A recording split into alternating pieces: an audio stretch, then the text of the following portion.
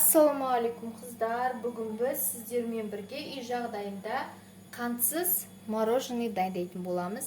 Ол үшін бізге қажетті заттар клубника және банан және жарты кесе сүт қажет болады. Мінекей қыздар, клубниканы тазартып шықтық және де бананның сыртын тазалап алдық. Осылай бөлшектерге бөліп, осыны морозильникке жарты сағатқа қатырып қоясыз. Сүт те салқын болуы керек. Міне бізде клубника мен бананымызды қатырып алдық. Енді осындай ыдысты алып, осыған бананымыз бен клубникамызды салып шығамыз.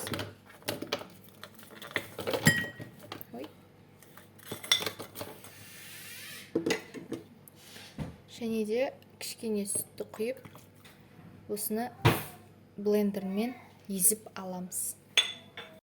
Міне қараңыздар, осылай етіп езіп алдық. Міне болды, мороженеміз дайын. Енді осыны бір арнайы формаға салып, болмаса кесеге салып, балаларыңызға жеуге бере беруге болады. Ас болсын.